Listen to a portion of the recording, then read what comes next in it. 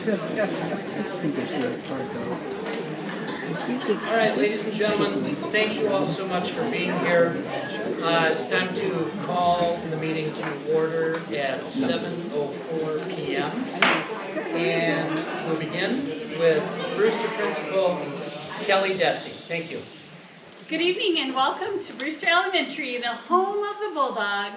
We are very honored to have you here tonight in our refreshed building. We'd like to say a very grateful and sincere thank you to our community and to our board. We have been enjoying our school, and the students have really enjoyed all the refreshed updates, and we are so very grateful. Tonight, this evening, I have some incredible student leaders and teacher sponsors that I would like to introduce as they will be leading us in our Pledge of Allegiance. Please help me welcome Miss Samantha, Ryan, Madeline, Mia, and Mr. Mike Benson. When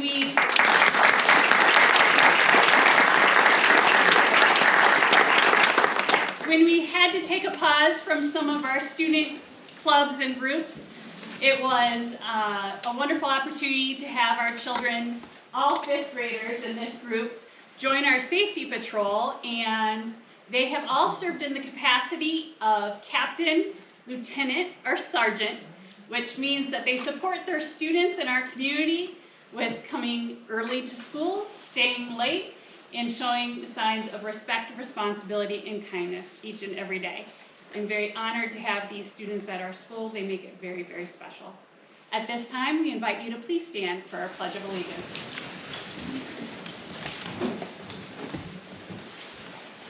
I pledge allegiance to the flag of the United States of America and to the republic for which it stands, one nation, under God, indivisible, with liberty and justice for all.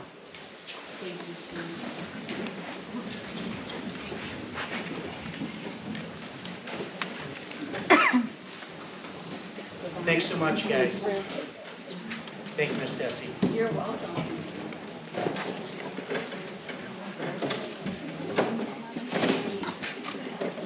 All right. Once again, good evening and welcome to the public work session of the Rochester Communities Schools Board of Education. We have several ways for the public to engage during our public meetings. First, members of the public can request to be on our agenda. Tonight, 6 members of the public have made that request. There is a form on our website for those who are interested in the future. Second, at the end of the meeting, we do have time for public comments. To participate, please fill out a yellow card and hand it to one end of the table. When you are addressing the board, you will have 3 minutes to speak. We will let you know when you have 30 seconds remaining. When addressing the board, please state your name and your relationship to the district. Please address your comments to the entire board and not to individual board members, the superintendent, or other school district employees or members of the audience.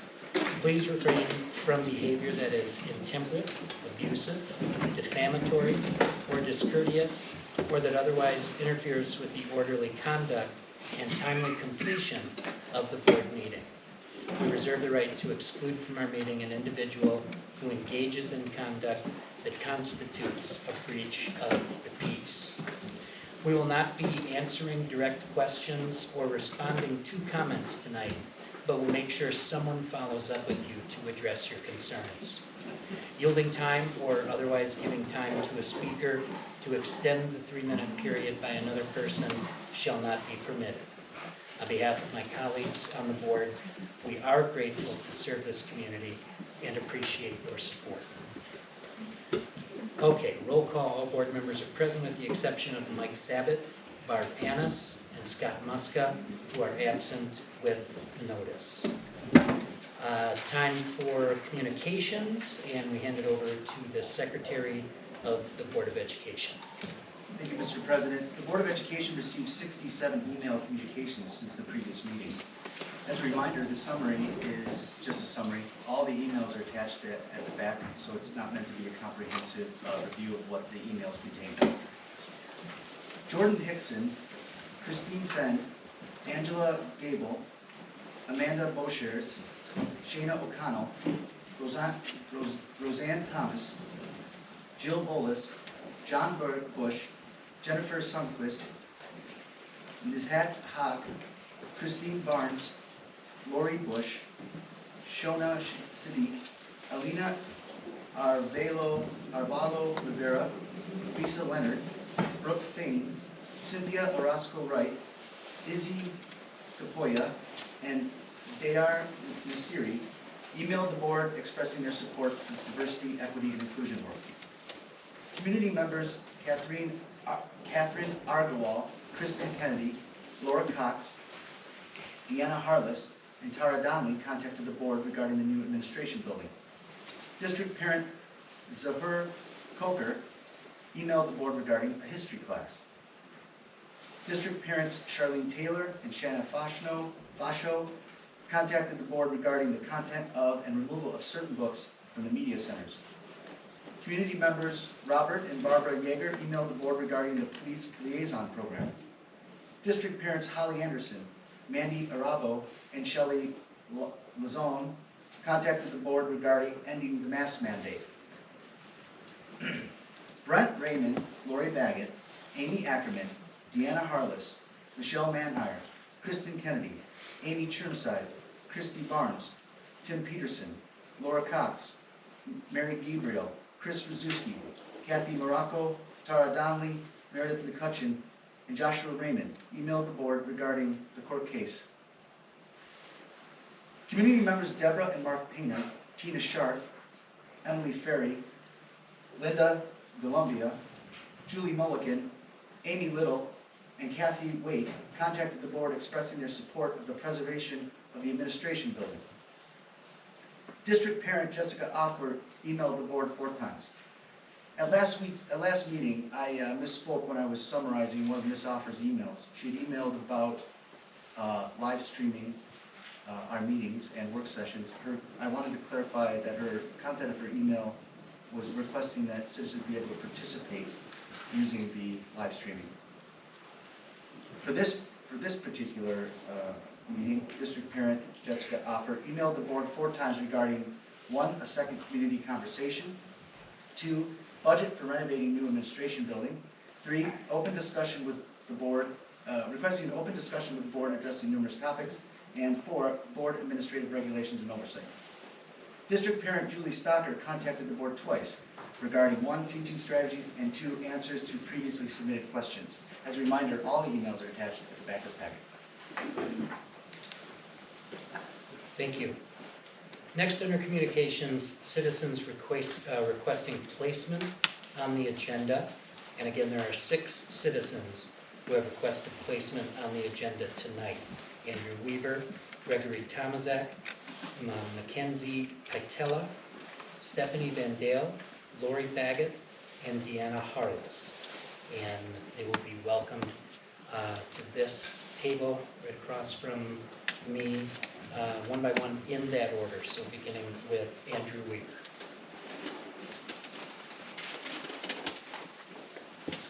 So again, my name is Andrew Weaver. One thing we gotta make sure tonight does not get distracted by calls of actions that are based on political agendas. So this conversation about DEI is one our community needs to have, but that's not the conversation we need to have tonight. Because the conversation can't be when people come up here and say it's about banning books. It's about not wanting conversation, dialogue, about not wanting an inclusive environment. So again, that's a conversation that needs to happen. But tonight, we have to address what has come out. The abusive, bullying behavior from our district that has been condoned by our Board of Education. I'm going to walk through a few things that were admitted to in the lawsuit. These are facts that can be looked up and verified. The district did admit to having the affairs specialist and the executive director of strategic communication monitoring parents' social media. That information on November 5th was emailed from one of those employees to another one of those employees. That email contained a Facebook profile, names of children, personal email addresses, 2 phone numbers, also identified that person worked for Blake's Hard Cider.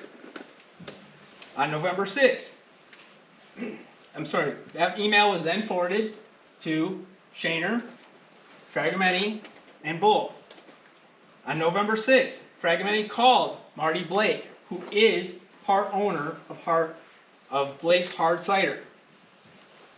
On November 7th, Blake's Hard Cider's HR manager met with the plaintiff.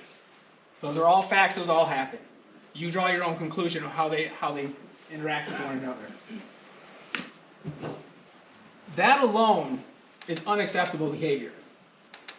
That alone is not okay resources. Again, the data that is November 5th, 2020. This is when our kids were not being properly educated. When remote school was not the best resource, but we weren't having those conversations.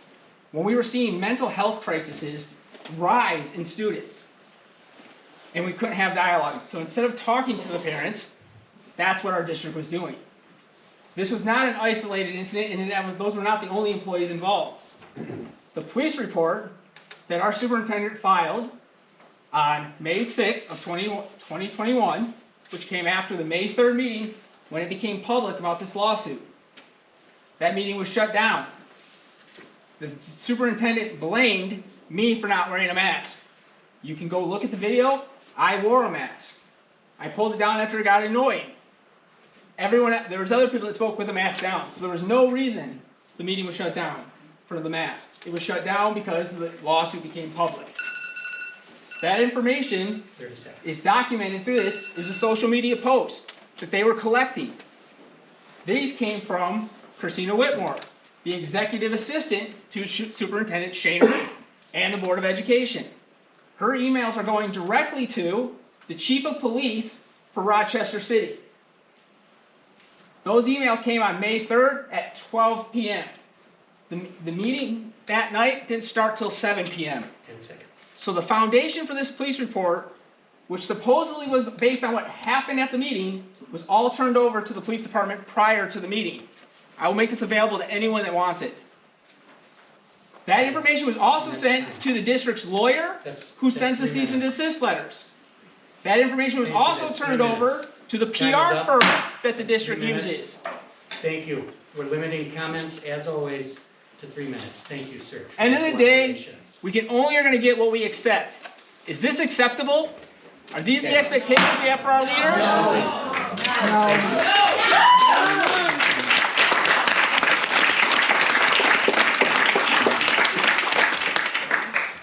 Next is Gregory Thompson. Hi, my name is Greg Tomzak. I have 3 children enrolled in Rochester Communities Schools, 1 at Adams and 2 at Van Heusen. I'm here to speak tonight about the Building Equitable Learning Environments Framework. According to the RCS website, our district equity committee uses the Building Equitable Learning Frameworks as a guide to transform student experience and learning outcomes. I would like to read a few statements found on the BELE's Networks website, as well as from the BELE Framework Executive Summary document. Demand a wholesale transformation of our schools. Change the entire education system. Break the cycle of institutional racism. Use principles of restorative justice. Decenter whiteness. Dismantle. The education system of RCS has played a crucial role in helping produce tens of thousands of incredible students and young adults. Is that educational model so irredeemably flawed that we must wholesale transform our schools? As we frame this discussion within our community, it is of paramount importance that we focus on our community. There is a fierce debate raging across this country about race in our society.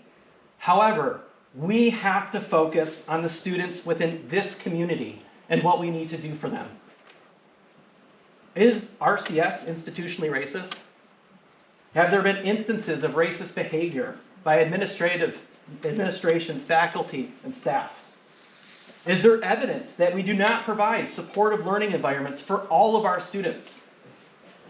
Was an assessment performed? Was that assessment shared with the parents? If RCS is institutionally racist, I want to know why it has not been addressed before this point. However, if there is no evidence of RCS being institutionally racist, what is motivating the adoption of this framework? Has the District Equity Committee and our Board of Education clearly articulated to the parents our strategy with equitable learning frameworks? What are our objectives in adopting this framework? On a practical level, what does this framework even mean? How are we going to implement this? What sort of oversight will be in place? Will there be practical examples to help parents take these frameworks out of the abstract? 30 seconds. And finally, how are we going to measure success? How will we know when RCS has properly implemented supportive learning environments for all of our students?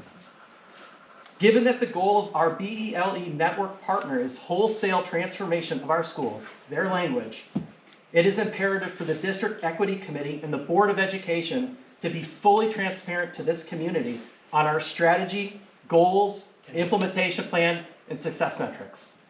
Thank you for your time.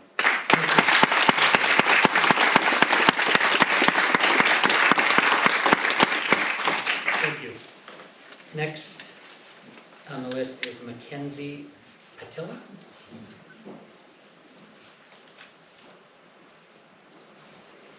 Mackenzie. Okay. Next is Stephanie Van Dale.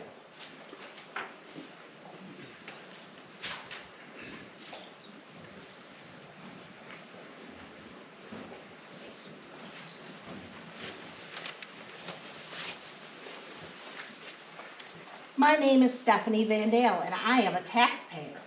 My profile is in the Shaner dossier, along with my kids' names and schools that they attend if you need it. But you knew that already, right, Kristen? Board members, Excuse me. you took an oath when you decided to take We the have a selected rule to position. follow. I don't care. It's stated. Do in the you rules. remember it? Yes, It went remember. something like this. I, state your name, do solemnly swear to uphold and defend the Constitution. I am here tonight to demand that you uphold that oath. I demand that you terminate the contract of Dr. Robert Shaner for cause. I demand that you fire Debbie Fragomeni, Lori Grime, and Amy DeCreasy. Then, each one of you can turn around and tender your resignation from this Board of Education. 1 year ago today, I requested that everyone step down because you had all failed my kids, my community, for not opening schools up when you knew that COVID did not affect our kids in the same manner as other older adults. I still stand by my request, but with one caveat. You fire Shaner first. The superintendent is a complete and utter failure. He chose to surround himself with staff members who performed reconnaissance on those who opposed him. The superintendent is a failure for tasking the staff to do this reconnaissance. Quashing dissent is what tyrannical, dictatorial autocrats like Putin do. Ask the Ukrainians. There is zero room for such vile and un-American activities in public education. The superintendent is a failure for appointing Debbie Fragomeni as his That will be the last deputy, time, ladies and gentlemen.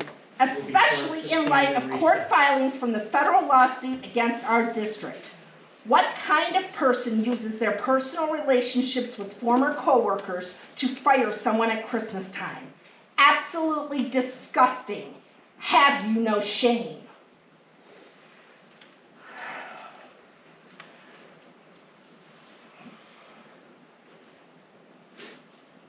You are a failure for creating a toxic district-wide environment where parents are fearful for retaliation to their career, business, lifestyle, and most of all, their kids.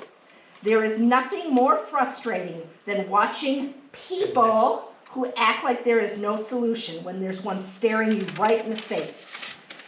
We as a community call on you to terminate and fire the responsible parties such as That's Shaner, great. Fragmenti, Grind, and DeGreasy. Thank And you. whether you understand it or not, every single one of you are public employees and officials which needs no answer to we the people.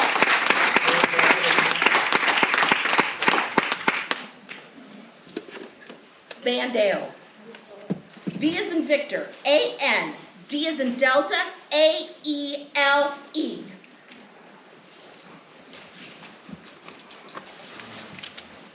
Is Lori Baggett present?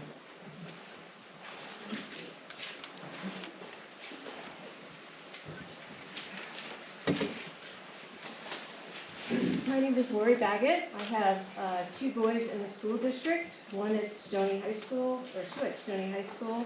One is a senior, one is a sophomore. On September 14th of 2020, I participated in a Zoom board meeting, and I spoke on behalf of the RCS Parents for In-Person Education at the time. I said that I represented the 1,600 members that we had in the group, and that we were not happy.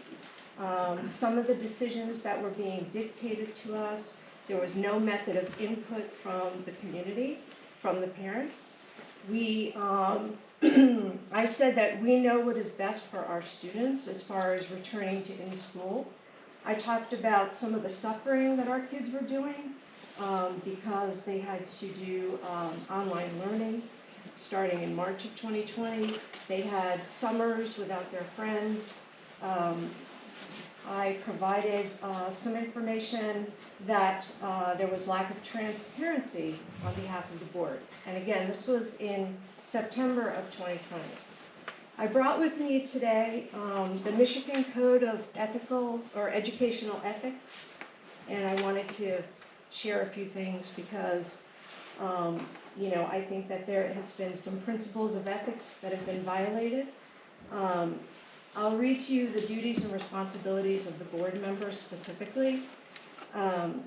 Members are elected to serve the interests of the school district and the entire school community, and these interests may not be subordinated to any partisan principle, group, or interests.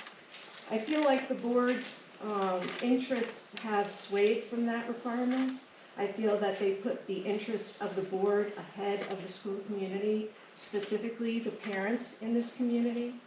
I advocated back in 2020 and tried to tell you that there was a real issue between the parents and the board. And here we are 2 years later. The board is being sued. Administration is being sued for violations of civil rights.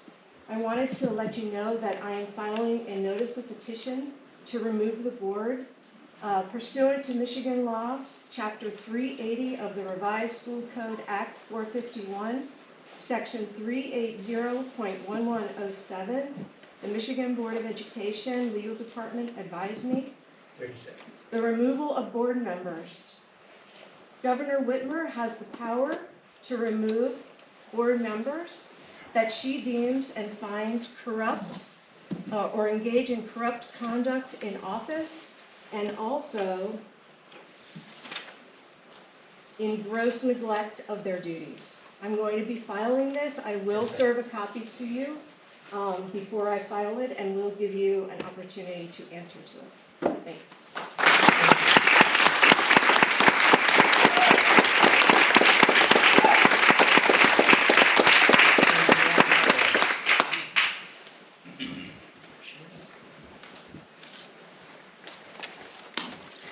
Hello, I'm Deanna Harless. I'm resident of Rochester Hills. I would like to address the board regarding the federal lawsuit the district is currently involved with. While there's a lot of speculation, much we don't know, I want to address what we do know from the court filings.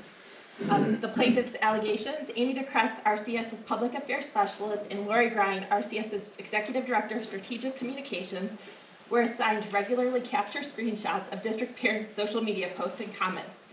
In answer to paragraph 17, defendants admit that on occasion, certain social media posts and comments were circulated to members of RCS administration and Board of Education. On November 5th, 2020, DeCrest sent an email to Grimes regarding Ms. DeVerno's post. Email with the subject line, "Children in distress," states, "Once again, they are calling for videos of kids in distress. I know parents are giving permission, but can't we supersede in protecting these kids?"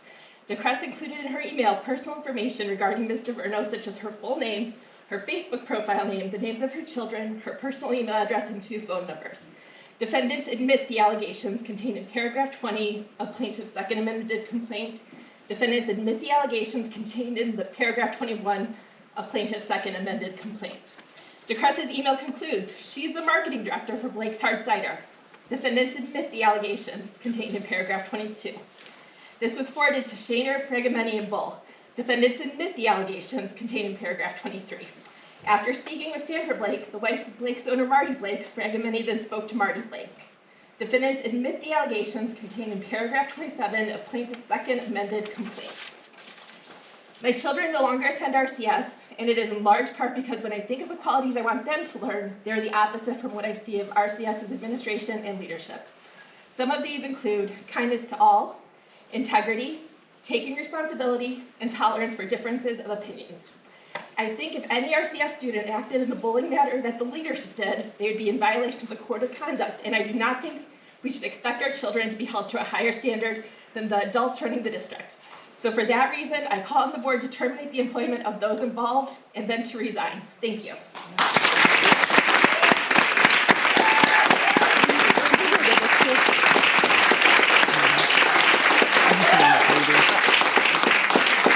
All right, you were standing there. And members of the Board of Education, emails or letters to reference?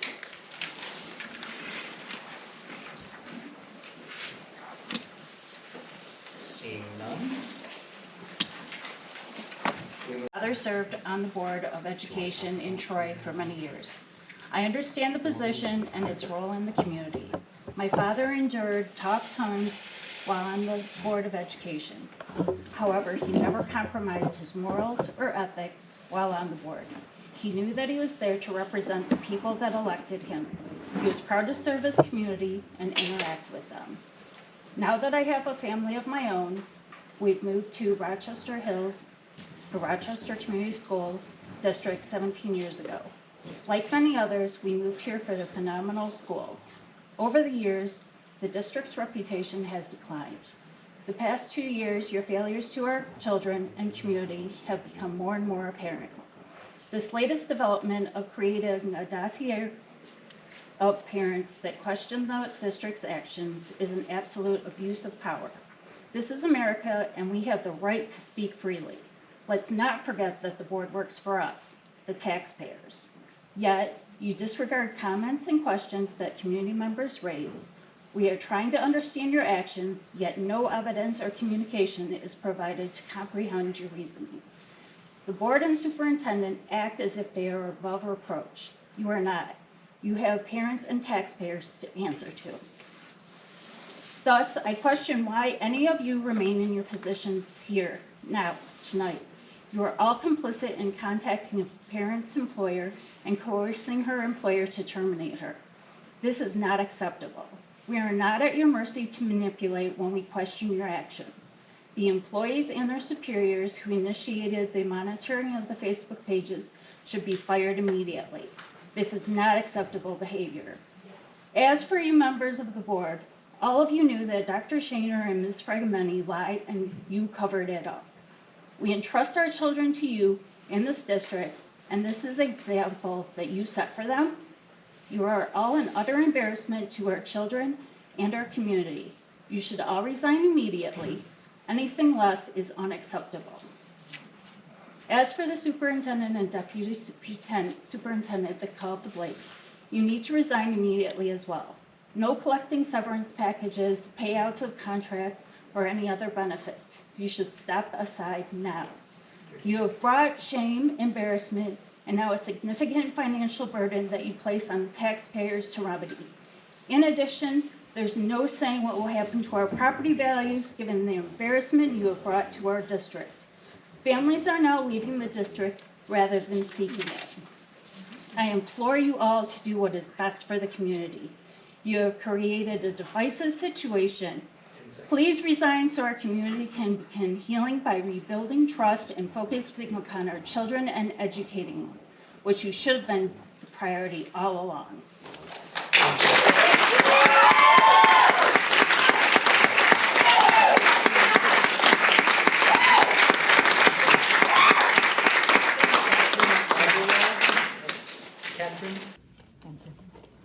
So my name is Catherine Agarwal. I'm a taxpayer and I have a child in the district and just started coming to these meetings, so forgive me if I break a rule, please tell me.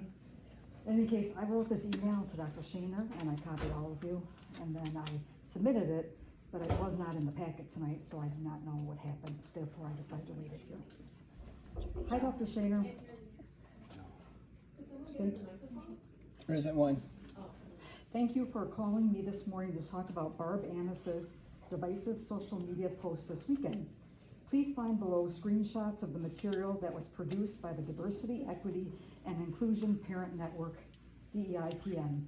This propaganda material is filled with mistruths as the parents speaking out against certain books in the RCS public high school libraries have only discussed the graphic and the sexual nature of these books.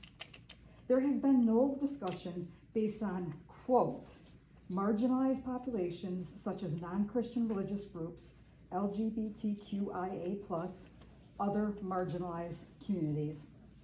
I will submit another message to the Talk to Us site to raise your attention to the propaganda that the RCIS DEI parents have published. There is so much mistruth and divisiveness in their published content that it tarnishes any good work they are trying to accomplish and calls into question their judgment, integrity, and mission.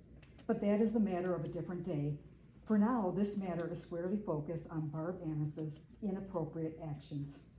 Barb Annis took it upon herself to post a call to action on the material to her Facebook Barb Annis public figure page, as well as to Nextdoor. Below are screenshots from these various locations. Her actions show she is partisan and willing to spread misinformation, as well as to invite only people who think a certain way that she thinks attend RCS BOE board meetings.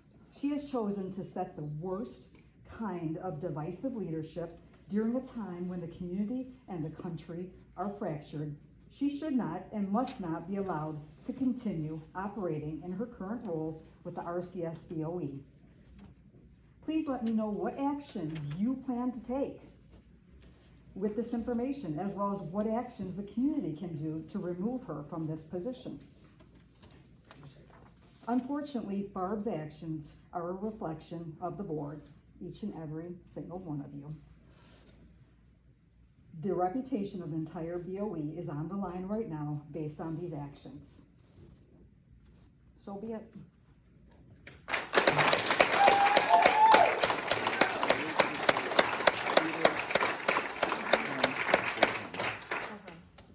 Next is Shannon, looks like maybe Fascio?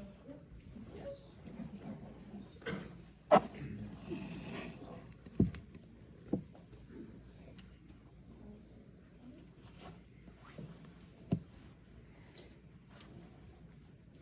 Good evening, my name is Shannon Fascio and I have 3 students in the district.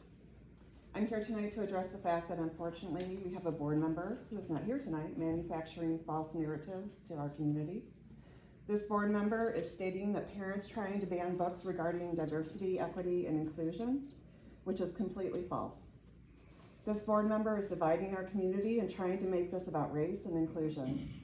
It is very immature, political, and damaging to the spirit of this community.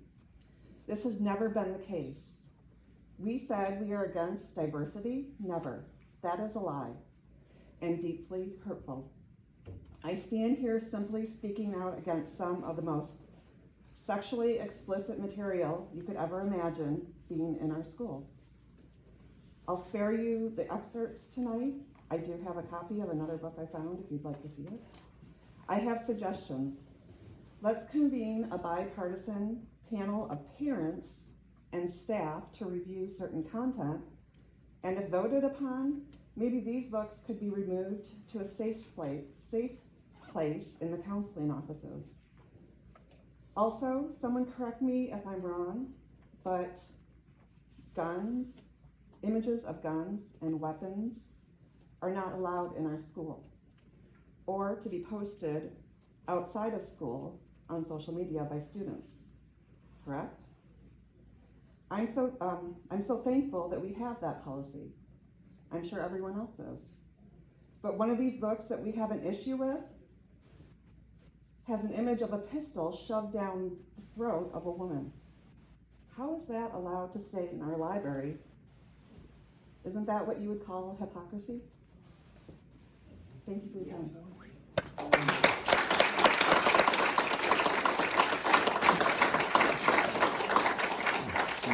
Christy Fleming.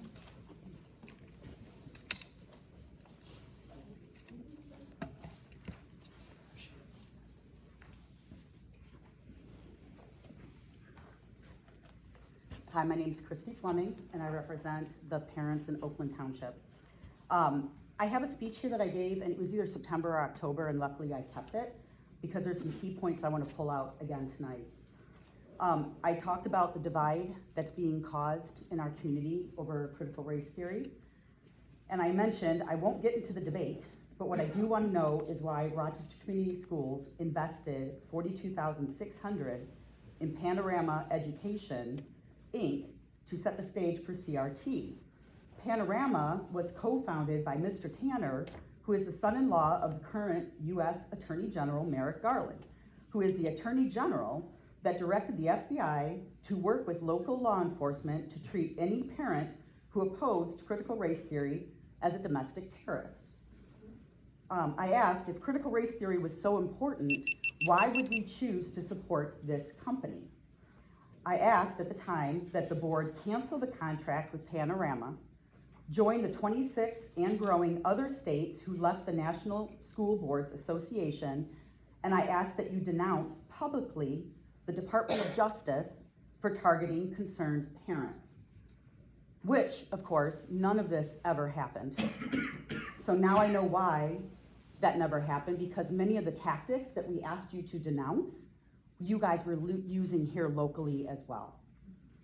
The other thing I identified was that in California, 40% of the parents had unenrolled their children from the school system, causing them to lose $150 billion in money. What I'm finding, without statistics, is that a lot of the parents I've spoken to tonight have already pulled out some of their children. Some are already pledging that they're going to do so. I even had a Girl Scout leader who I got cookies from told me that they moved here specifically for the Rochester Community Schools and that they feel cheated. So, to help support this community and as a concerned parent, I support the parents that are here tonight asking for resignations. We need to stop the bleeding. Our kids deserve better.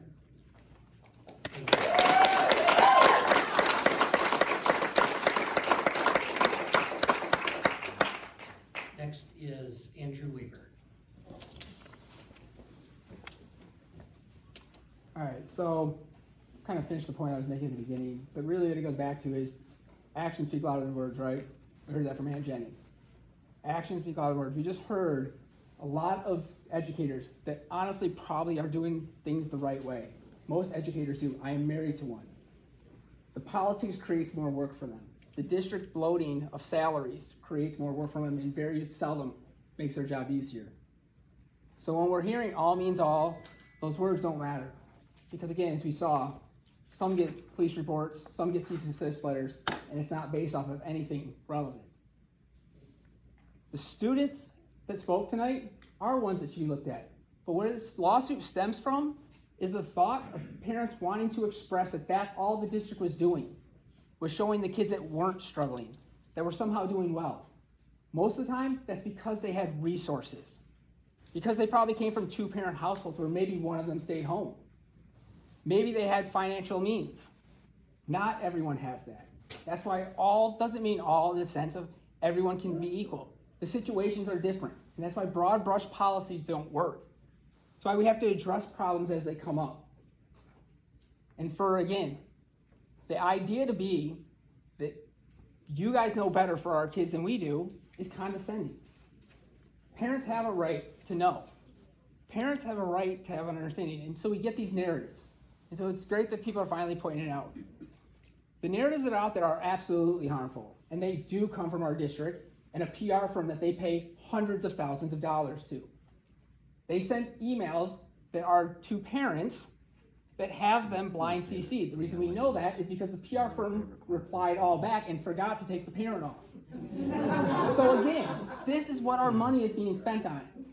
It is not about our kids. And so again, the biggest narrative out there is around me, right? That I'm somehow divisive. At the last meeting, we talked about these rules that Kevin likes to really enforce. A parent turned around and addressed me specifically. I had no problem with it. He was the leader of the DEI. He asked me to speak. We sat down and had a great conversation.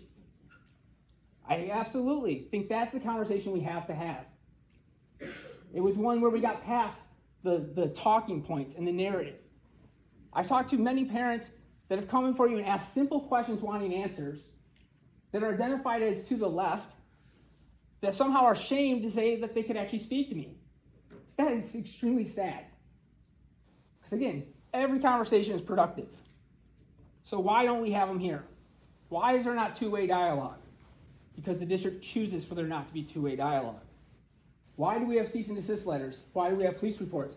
Because the district decided to do it that way. Parents advocated for their students. I acknowledge to anyone that's talked to me that I created this problem as well. I did not pay attention to who sat around this table before August. Shame on me. But we are paying attention now, and some of you don't like it, but that's just the reality. So we're using the processes that are available to us, and you chose this route. You chose police reports. You chose cease and desist letters. So again, the adults in the room need to start stepping up. What are you really afraid of more? What do you have to go home and sleep and look in the mirror yourself and know, what do you believe in? Because the facts are, you know what the district did. And that's time. Thank you.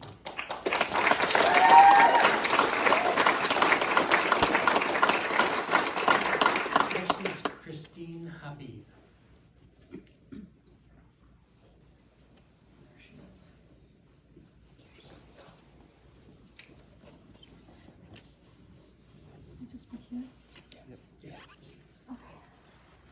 Hello, my name is Christine. I am a proud member of this community. My family moved here 8 years ago for what was once a stellar school system, one that was a measuring stick for the surrounding school districts. However, I have pulled out my oldest, and I'm in the process of withdrawing my middle son as well. Your secondary virtual platform is grossly inadequate. Your advanced classes offerings and enrichment programs, especially middle school, is falling way behind compared to our neighboring communities. You didn't ask for community input when you quietly removed advanced ALA. I don't believe you represent the vast majority of the constituents in this community. You say you hear us, but you're not listening. Therefore, please step aside so someone else can do the job. And I just want to leave you with the quote that serves as a good reminder on my son's desk for the entire board to think about tonight.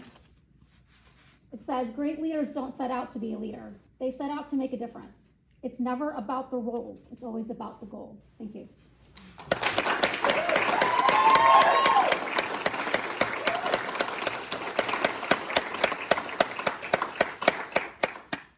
Next is Carol Bev Lidkui.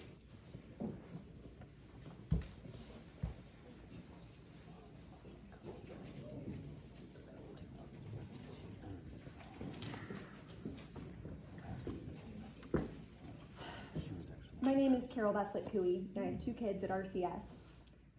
It's clear from recent events and news that has surfaced that leadership has been active in coercive measures to bully parents and restrict us from information, infringing on our First Amendment right to free speech.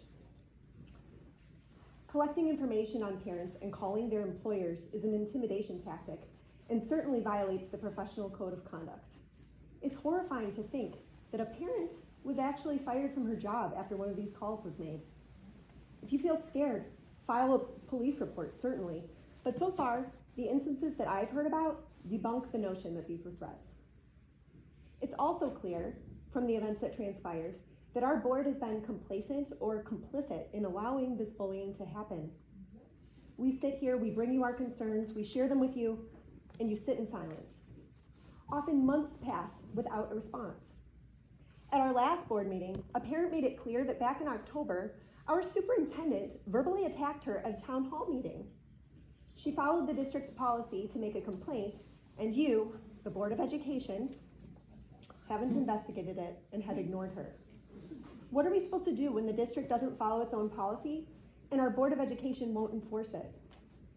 Positivity is nice, but it's not the greatest responsibility of the Board of Education. We see a lot of self-congratulatory praise, but not much tangible work. Instead of thoughtful deliberation, we see perfunctory 7-0 votes.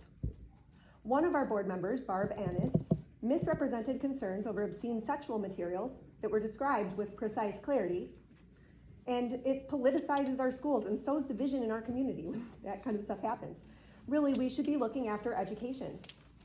For instance, speaking of student achievement, when we brought to you concerns about the elimination of advanced classes, have any board members said anything about that? Taken a discernible interest in it? I haven't heard anything. I know we don't have direct dialogue in these meetings, but it doesn't seem like you even go away, take time to think on it, and come back either. And now it seems you've allowed corruption too, when you are responsible for oversight. I can acknowledge, like anyone else can, that these past couple of years have been unprecedented in terms of the amount of stress, demand, and leadership that's required to deal with crises like COVID. A lot of you, I imagine, probably had no idea what you were signing up for, I'm sure.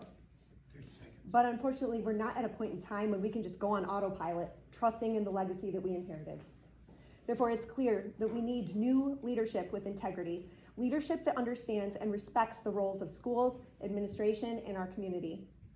The Board of Education is supposed to hold administration accountable, and so far they haven't had the backbone to do what's right. Our current board listens in silence and seems to ignore many citizen concerns that are brought forward, and that reflects a lack of understanding on how our democratic institutions are intended to work. So, if you can't be the change that's needed to do what is right, then please step down from your position.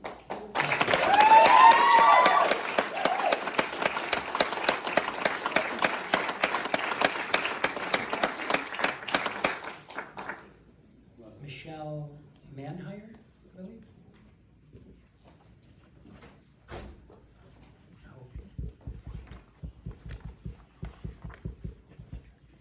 I'm Michelle Manhire. I have 3 children in the district.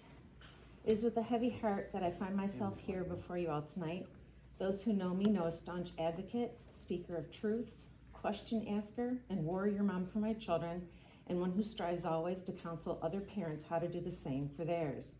Having been blessed with my 3 whose talents don't fit into a one-size-fits-all box, I've had to be intimately involved in their education and a member of a team established by the IDEA, ensuring they receive the appropriate support needed to be the best version of themselves they can be.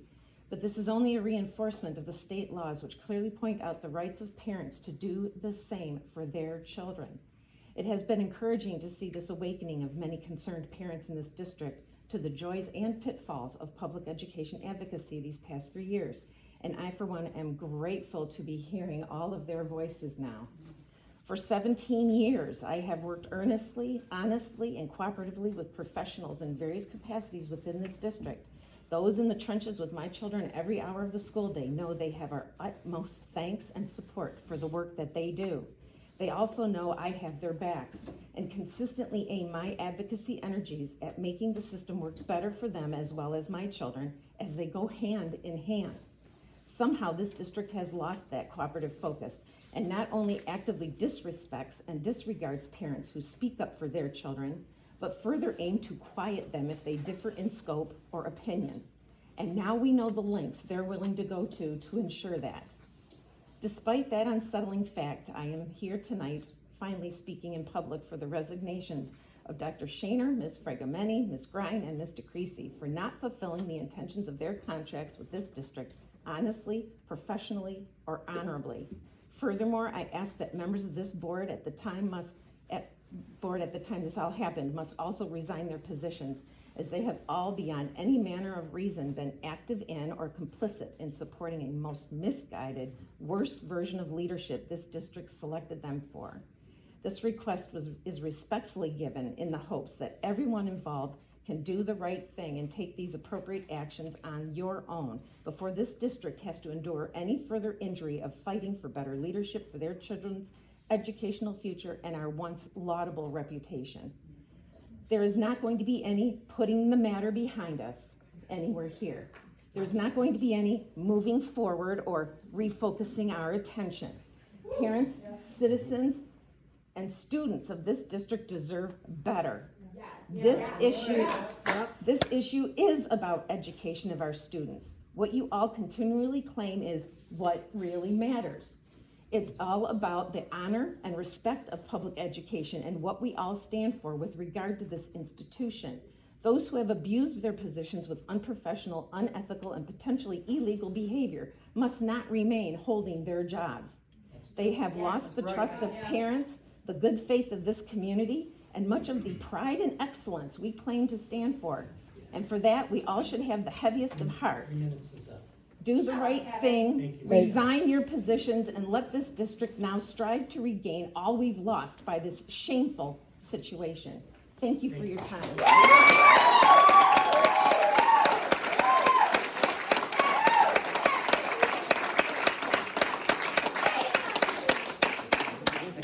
Next is Stephanie Van Dale.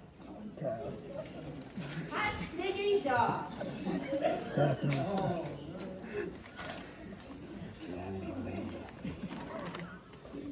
Y'all know who I am. So I'm going to remind you that the reason these kids are so great is because they have great parents. 100% great parents. And the parents are the taxpayers. So you seem to have forgotten that. And you're all public employees, every single one of you, even you in the back. And you all took oaths to uphold the Constitution, which you have not lived up to. And you're not doing what needs to be done. You have taken the oath as a government employee multiple times in your career. And you're not upholding your oath to the Constitution. So, you need to be terminated. You need to be fired.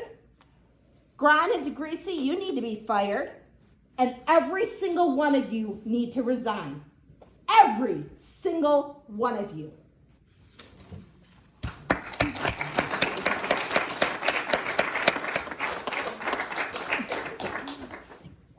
Next is Joshua Raymond. I bet this is the only time you guys have ever been happy to see me up here. So I wanted to thank you guys for covering the achievement stuff tonight, and how we're doing on proficiency is wonderful. What I'd like to ask is that the presentation a couple weeks from now also include a lot more on growth, because I think that really tells the story of how our education is doing. Are we meeting the needs of all 5 levels? Have they all gained at least a year of growth? All the different subgroups, how are they gaining in their growth? I think that tells a lot about how we do as a district, and are we moving everyone forward? So secondly, I want to thank Ms. Pregamy for a meeting with some parents about ALA 6 and 7.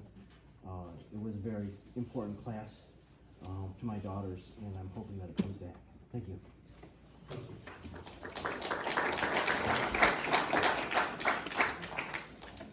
And next is Sarah Redmond.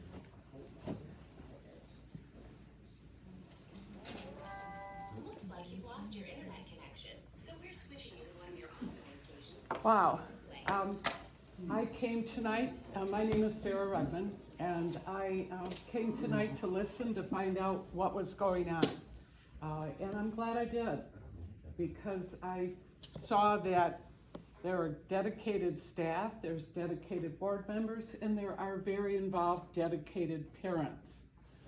I have lived in this community 5 times since 1970, when I went to Oakland University as an undergrad. And every time life changes, I have come back to Rochester because it is such an incredible community. The lingo that you have in terms of diversity, equity and inclusion, that's a new term to me.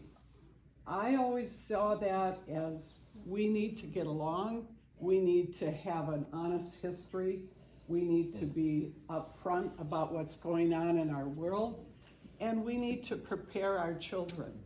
I had 2 children in the Rochester schools, one at North Hill and one at Adams, and they got a good education.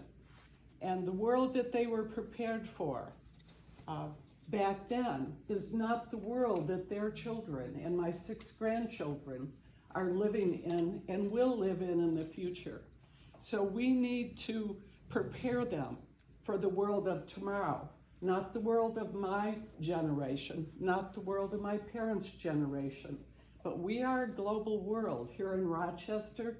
I just get so excited about the differences and the people that are coming to this area and the efforts that the school is taking to educate everybody. I was a social worker, I was an educator, I know what, but my information is very dated because I've been retired for a long time.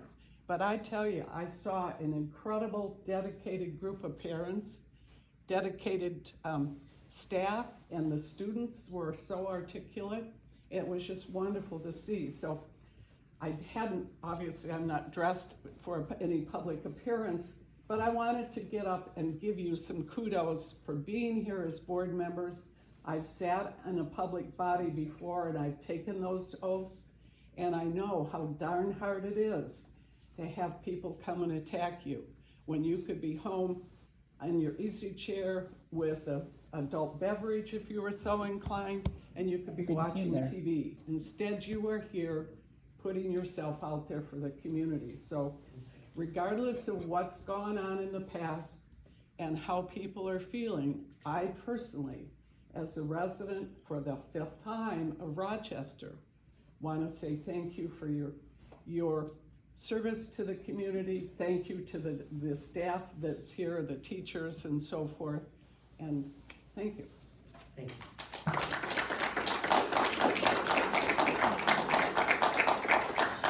Next is Leah Raymond. Good evening, Dr. Shaner, Rochester Board of Education. My name is Leah Raymond. I am a Rochester student and I'm graduating the International Academy this year. It is my understanding that you met as a board to discuss the Advanced Language Arts course in middle school last week. And I would like to say, as someone who went through Rochester Community Schools middle schools, that was one of my favorite classes. And I really do believe in the importance of keeping the Advanced Language Arts class. I would dare say that it is as important, if not more so, than the accelerated math courses that you offer here.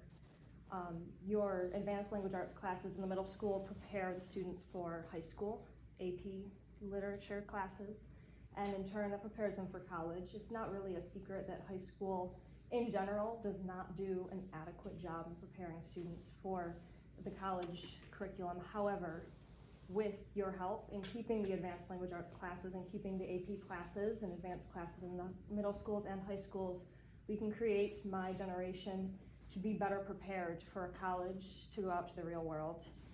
The Advanced Language Arts classes, they hold students who are driven, who want to be in the schools, and in that you have discussions that come freely. Students want to volunteer their thoughts, they're not forced to do so. They want to contribute, they want to include their own insights, and this is a beautiful thing, especially to see in the middle school classrooms.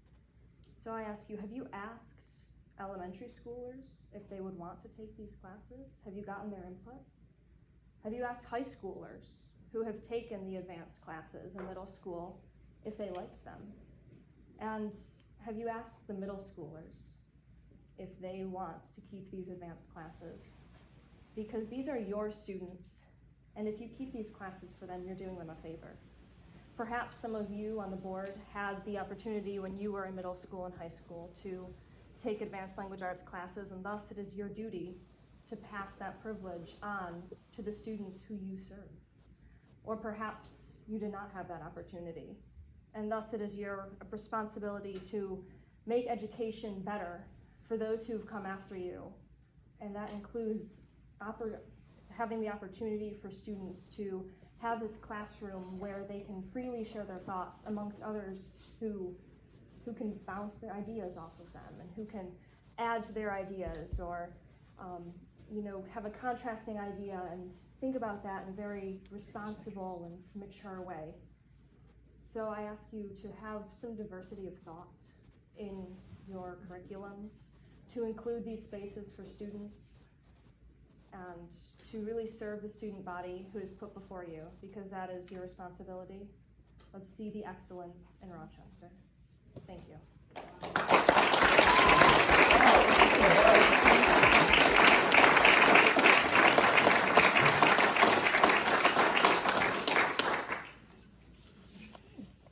Next under additional business is members of the administration. Mr. President, first of all, young Ms. Raymond, it's been fun to watch you grow up. Thank you, sir. Just second of all, I know there's been some question about books. This week in the community update, we did put the process out on how to appeal a book. If you'd like to there is a process laid out in administrative regulation, has been since 2017. So if you'd like to make that appeal, you can do that, and we'll take a look at those books. Thank you. And most importantly, thanks to our team tonight and everyone that came out to present. You did a great job, and I'm very proud of you. Thank you. Okay. Members of the Board of Education, anybody have anything to share? I'd just like to say the same thing. Thank you to the administrators, the teachers, students, for taking the time to put all of the presentation together and gather all that data to share with us so that we can experience what's going on in the classroom. I would echo what Michelle says, and I would also echo what Dr. Shaner says about Leah Raymond. I remember the first time you talked to us, and I can tell you're really into public speaking. You just did a really phenomenal job. Nice job. Thank you so much. You're here. A couple announcements. March 1st, looks like will be the PTA Founders Day celebration. I think that was changed due to a snow day, if I remember right. That'll be in the RHS auditorium at 6 p.m. It'll include refreshments and a silent auction at 6 p.m. And then the ceremony will begin at 7. March 4th is a half day of school district-wide. All right. And 9:31. Take a motion to adjourn the meeting at 9:31 p.m. That is Joe, seconded by Kristen. And all those in favor, please say aye. Aye. Aye. Okay. 9:31. Thank you. Thank you, Kelly.